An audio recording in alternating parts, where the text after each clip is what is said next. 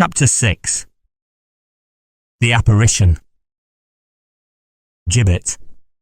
Well, gentlemen, 'tis a fine night for our enterprise. Hounslow, dark as hell. Bagshot, and blows like the devil. Boniface. You'll have no creature to deal with but the ladies. Gibbet. And I can assure you, friend, there's a great deal of address and good manners in robbing a lady. I am the most of a gentleman that way that ever travelled the road. Beau stratagem. Accompanied by her son, Lady Rookwood, on quitting the chamber of the dead, returned to her own room. She then renewed all her arguments, had recourse to passionate supplications, to violent threats, but without effect. Ranulph maintained profound silence. Passion, as it ever doth, defeated its own ends. And Lady Rookwood, seeing the ill effect her anger would probably produce, gradually softened the asperity of her manner, and suffered him to depart. Left to herself, and to the communings of her own troubled spirit, her fortitude, in a measure, forsook her, under the pressure of the difficulties by which she was environed. There was no plan she could devise, no scheme adopt, unattended with peril. She must act alone, with promptitude and secrecy. To win her son over was her chief desire, and that, at all hazards, she was resolved to do. But how? She knew of only one point on which he was vulnerable, his love for Eleanor Mowbray. By raising doubts in his mind, and placing fresh difficulties in his path, she might compel him to acquiesce in her machinations, as a necessary means of accomplishing his own object. This she hoped to effect. Still, there was a depth of resolution in the placid stream of Ranulph's character which she had often noticed with apprehension.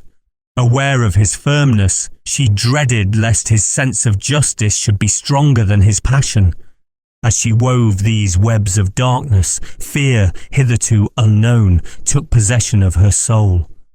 She listened to the howling of the wind, to the vibration of the rafters, to the thunder's roar, and to the hissing rain, till she, who never trembled at the thought of danger, became filled with vague uneasiness.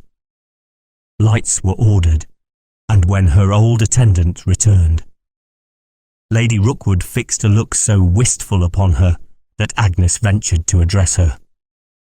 "Bless you, my lady," said the ancient handmaiden, trembling. "You look very pale, and no wonder. I feel sick at heart too. Oh, I shall be glad when they return from the church, and happier still when the morning dawns. I can't sleep a wink, can't close my eyes, but I think of him." "Of him?" "Of Sir Piers, my lady, for though he's dead, I don't think he's gone." "How?" "Why, my lady, the corruptible part of him's gone sure enough, but the incorruptible, as Dr. Small calls it, the H8 spirit, my lady. It might be my fancy, your ladyship, but as I'm standing here, when I went back into the room just now for the lights, as I hope to live, I thought I saw Sir Piers in the room." "You are crazed, Agnes." "No, my lady, I'm not crazed. It was mere fancy, no doubt. Oh, it's a blessed thing to live with an easy conscience, a thrice blessed thing to die with an easy one, and that's what I never shall, I'm afeard. Poor Sir Piers. I'd mumble a prayer for him, if I durst." "Leave me," said Lady Rookwood impatiently, and Agnes quitted the room. "What if the dead can return?" thought Lady Rookwood. "All men doubt it, yet all men believe it. I would not believe it, were there not a creeping horror that overmasters me when I think of the state beyond the grave, that intermediate state, for such it must be, when the body lieth mouldering in the ground, and the soul survives, to wander, unconfined, until the hour of doom. And doth the soul survive when disenthralled? Is it dependent on the body? Does it perish with the body? These are doubts I cannot resolve. But if I deemed there was no future state, this hand should at once liberate me from my own weaknesses, my fears, my life.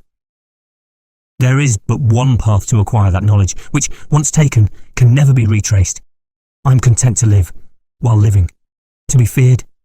It may be hated, when dead, to be contemned, yet still remembered. What sound was that? A stifled scream. Agnes! Without there! She is full of fears. I am not free from them myself, but I will shake them off. This will divert their channel, continued she, drawing from her bosom the marriage certificate. This will arouse the torpid current of my blood. Piers Rookwood to Susan Bradley. And by whom was it solemnised? The name is Checkley, Richard Checkley. I bethink me, a papist priest, a recusant, who was for some time an inmate of the hall. I have heard a mourning of this man. He was afterwards imprisoned, but escaped. He is either dead or in a foreign land. No witnesses. 'Tis well. Methinks Sir Piers Rookwood did well to preserve this. It shall light his funeral pyre. Would he could now behold me, as I consume it. She held the paper in the direction of the candle, but, ere it could touch the flame, it dropped from her hand. As if her horrible wish had been granted, before her stood the figure of her husband. Lady Rookwood started not. No sign of trepidation or alarm, save the sudden stiffening of her form, was betrayed. Her bosom ceased to palpitate, her respiration stopped. Her eyes were fixed upon the apparition. The figure appeared to regard her sternly. It was at some little distance, within the shade cast by the lofty bedstead. Still she could distinctly discern it. There was no ocular deception. It was attired in the costume Sir Piers was wont to wear, a hunting dress. All that her son had told her rushed to her recollection. The phantom advanced. Its countenance was pale, and wore a gloomy frown. "What would you destroy?" demanded the apparition in a hollow tone. "The evidence of what?" "Your marriage. With yourself, accursed woman. With Susan Bradley." "What's that I hear?" shouted the figure in an altered tone. "Married to her. Then Luke is legitimate, an heir to this estate." Whereupon the apparition rushed to the table and laid a very substantial grasp upon the document. "A marriage certificate!" ejaculated the spectre. "Here's a piece of luck. It ain't often in our lottery life we draw a prize like this, one way or the other. It must turn up a few cool thousands." "Restore that paper, villain!" exclaimed Lady Rookwood. Recovering all the audacity natural to her character the instant she discovered the earthly nature of the intruder. "Restore it, or, by heaven, you shall rue your temerity." "Softly, softly," replied the pseudo-phantom, with one hand pushing back the lady, while the other conveyed the precious document to the custody of his netherman. "Softly," said he, giving the buckskin pocket a slap. "2 words to that, my lady. I know its value as well as yourself, and must make my market. The highest offer has me, your ladyship.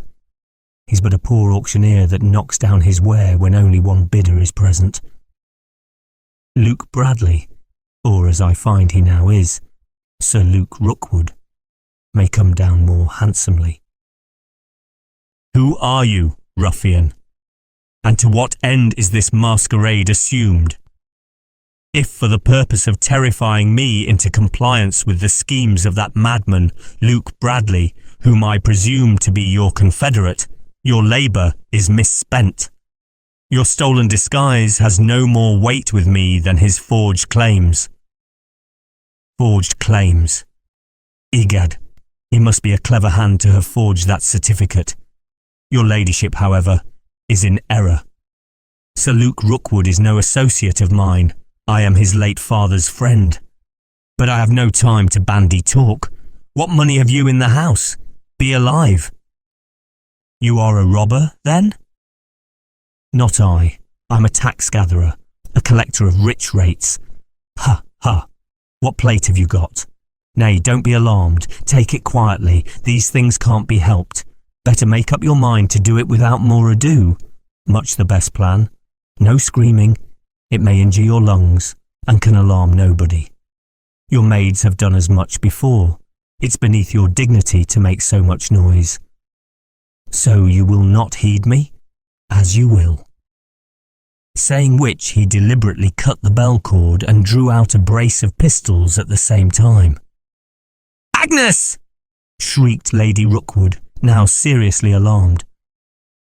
"I must caution your ladyship to be silent," said the robber, who, as our readers will no doubt have already conjectured, was no other than the redoubted Jack Palmer. "Agnes is already disposed of," said he, cocking a pistol. "However like your deceased lord and master I may appear, you will find you have got a very different spirit from that of Sir Piers to deal with.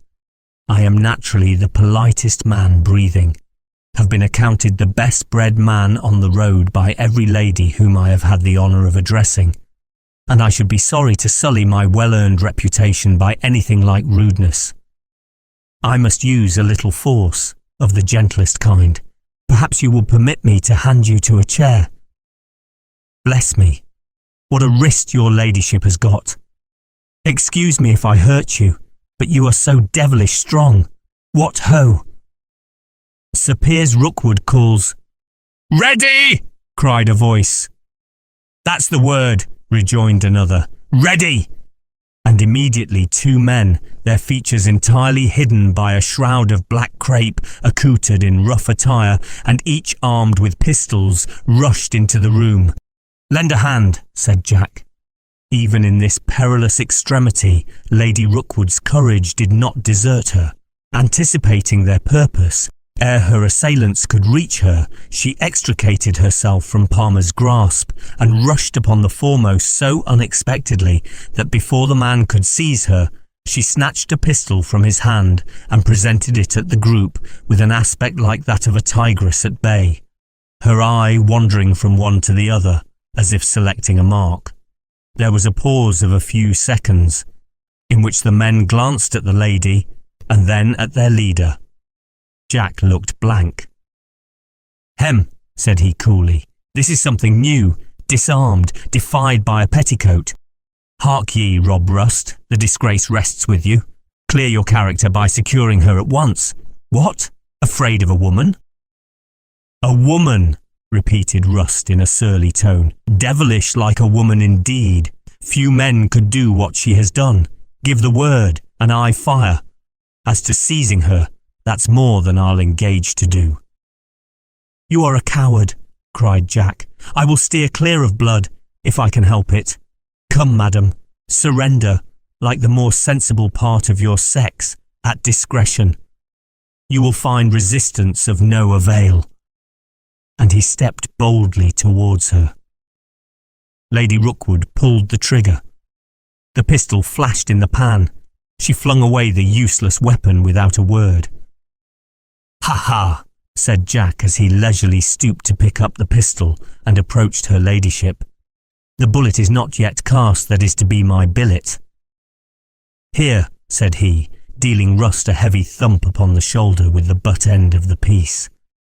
"Take back your snapper, and look you prick the touch-hole, or your barking iron will never bite for you. And now, madam, I must take the liberty of again handing you to a seat. Dick Wilder, the cord. Quick. It distresses me to proceed to such lengths with your ladyship, but safe bind, safe find, as Mr. Coates would say." "You will not bind me, ruffian." "Your ladyship is very much mistaken. I have no alternative. Your ladyship's wrist is far too dexterous to be at liberty. I must furthermore request of your ladyship to be less vociferous. You interrupt business, which should be transacted with silence and deliberation." Lady Rookwood's rage and vexation at this indignity were beyond all bounds. Resistance, however, was useless, and she submitted in silence. The cord was passed tightly round her arms, when it flashed upon her recollection for the first time that Coates and Tyrconnell, who were in charge of her captive in the lower corridor, might be summoned to her assistance. This idea no sooner crossed her mind than she uttered a loud and prolonged scream. "'Sdeath!" cried Jack. "Civility is wasted here. Give me the gag, Rob." "Better slit her squeaking pipe at once," replied Rust, drawing his clasped knife. "She'll thwart everything." "The gag, I say, not that." "I can't find the gag," exclaimed Wilder savagely. "Leave Rob Rust to manage her. He'll silence her, I warrant you, while you and I rummage the room." "Aye, leave her to me," said the other miscreant. "Go about your business, and take no heed. Her hands are fast. She can't scratch. I'll do it with a single gash. Send her to join her lord, whom she loved so well before he's underground. They'll have something to see when they come home from the master's funeral, their mistress cut and dry for another. Ho, ho." "Mercy, mercy!" shrieked Lady Rookwood. Aye, I'll be merciful," said Rust, brandishing his knife before her eyes. "I'll not be long about it. Leave her to me. I'll give her a taste of Sir Sidney." No, Rust, no bloodshed," said Jack authoritatively. "I'll find some other way to gag the jade." At this moment a noise of rapid footsteps was heard within the passage. "Assistance comes!" screamed Lady Rookwood. "Help! Help!" "To the door!" cried Jack. The words were scarcely out of his mouth before Luke dashed into the room, followed by Coates and Tyrconnell. Palmer and his companions levelled their pistols at the intruders, and the latter would have fired. But Jack's keen eye, having discerned Luke amongst the foremost, checked further hostilities for the present. Lady Rookwood, meanwhile, finding herself free from restraint, rushed towards her deliverers and crouched beneath Luke's protecting arms, which were extended, pistol in hand, over her head. Behind them stood Titus Tyrconnell, flourishing the poker, and Mr. Coates, who, upon the sight of so much warlike preparation, began somewhat to repent having rushed so precipitately into the lion's den. "Luke Bradley!" exclaimed Palmer, stepping forward. "Luke Bradley!" echoed Lady Rookwood, recoiling and staring into his face. "Fear nothing, madam," cried Luke. "I am here to assist you. I will defend you with my life." "You defend me!" exclaimed Lady Rookwood doubtfully. "Even I!" cried Luke, strange as it may sound. "Holy powers protect me!" ejaculated Titus. "As I live, it is Sir Piers himself." "Sir Piers!" echoed Coates, catching the infection of terror as he perceived Palmer more distinctly. "What? Is the dead come to life again? A ghost! A ghost!" "By my soul!" cried Titus. "It's the first ghost I ever heard of that committed a burglary in its own house, and on the night of the body's burial too. But who the devil are these? Maybe they're ghosts likewise." "They are," said Palmer in a hollow tone, mimicking the voice of Sir Piers. "Attendant spirits. We are come for this woman. Her time is out. So no more palavering, Titus. Lend a hand to take her to the churchyard and be hanged to you." "Upon my conscience, Mr. Coates," cried Titus, "it's either the devil or Sir Piers. We'll be only in the way here. He's only just settling his old scores with his lady. I thought it would come to this long ago. We'd best beat a retreat."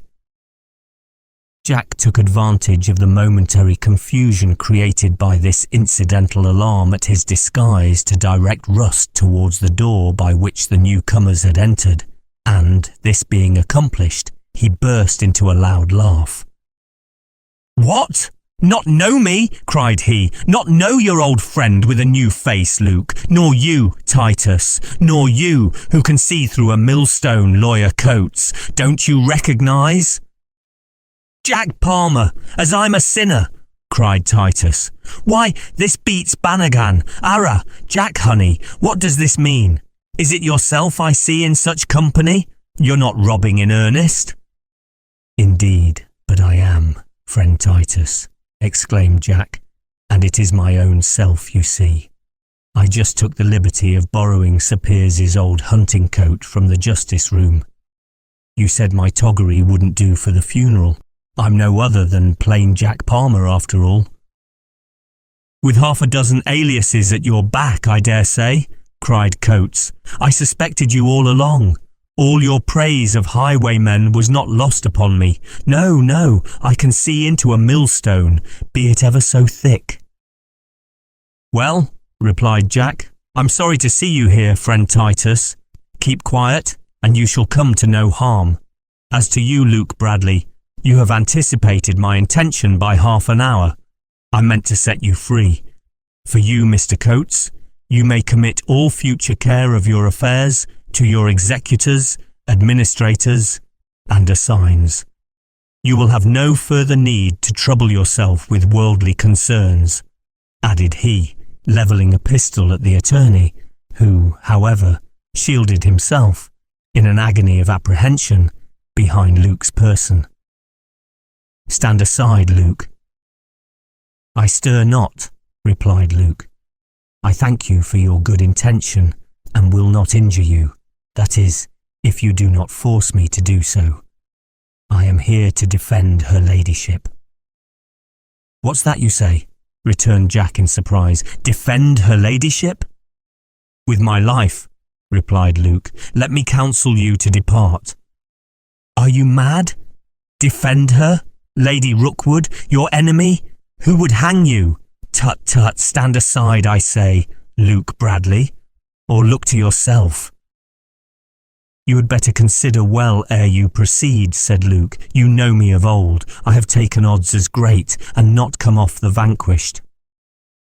The odds are even, cried Titus, if Mr. Coates will but show fight. I'll stand by you to the last, my dear boy. You're the right son of your father, though on the wrong side. Oh, Jack Palmer, my jewel. No wonder you resemble Dick Turpin. You hear this? Cried Luke. Hot-headed fool, muttered Jack. Why don't you shoot him on the spot? Said Wilder. And mar my own chance, thought Jack. No, that will never do. His life is not to be thrown away. Be quiet, said he in a whisper to Wilder. I've another card to play, which shall serve us better than all the plunder here. No harm must come to that youngster. His life is worth thousands to us. Then, turning to Luke, he continued, I'm loath to hurt you, yet what can I do? You must have the worst of it if we come to a pitched battle. I therefore advise you, as a friend, to draw off your forces. We are 3 to 3, it is true, but 2 of your party are unarmed. Unarmed, interrupted Titus. Devil burn me.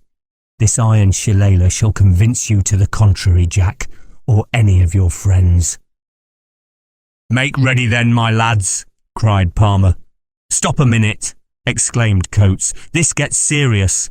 It will end in homicide, in murder. We shall all have our throats cut to a certainty, and though these rascals will as certainly be hanged for it, that will be poor satisfaction to the sufferers. Had we not better refer the matter to arbitration? I'm for fighting it out, said Titus, whisking the poker round his head like a flail in action. My blood's up. Come on, Jack Palmer, I'm for you. I should vote for retreating, chattered the attorney, if that cursed fellow had not placed a knee exeat at the door. Give the word, Captain, cried Rust impatiently. Aye, aye, echoed Wilder. A skilful general always parleys, said Jack. A word in your ear, Luke, ere that be done which cannot be undone. You mean me no treachery, returned Luke. Jack made no answer, but uncocking his pistols, deposited them within his pockets. Shoot him as he advances, whispered Coates. He is in your power now. Scoundrel, replied Luke, do you think me as base as yourself? Hush! Hush! For God's sake, don't expose me, said Coates. Lady Rookwood had apparently listened to this singular conference with sullen composure, though in reality she was racked with anxiety as to its results, and, now apprehending that Palmer was about to make an immediate disclosure to Luke, she accosted him as he passed her. Unbind me, cried she, and what you wish shall be yours, money, jewels. Ha! May I depend? I pledge my word. Palmer untied the cord, and Lady Rookwood, approaching a table whereon stood the escritoire, touched a spring, and a secret drawer flew open. You do this of your own free will? Asked Luke. Speak, if it be otherwise. I do, returned the lady hastily. Palmer's eyes glistened at the treasures exposed to his view. They are jewels of countless price. Take them, and rid me, she added in a whisper, of him. Luke Bradley? Aye. Give them to me. They are yours freely on those terms. You hear that, Luke? Cried he aloud. You hear it, Titus. This is no robbery. Mr. Coates, know all men by these presents. I call you to witness. Lady Rookwood gives me these pretty things. I do, returned she, adding in a whisper, on the terms which I proposed. Must it be done at once? Without an instant's delay. Before your own eyes? I fear not to look on. Each moment is precious. He is off his guard now. You do it, you know, in self-defence. And you? For the same cause. Yet he came here to aid you. What of that? He would have risked his life for yours. I cannot pay back the obligation. He must die. The document? Will be useless then. Will not that suffice? Why aim at life?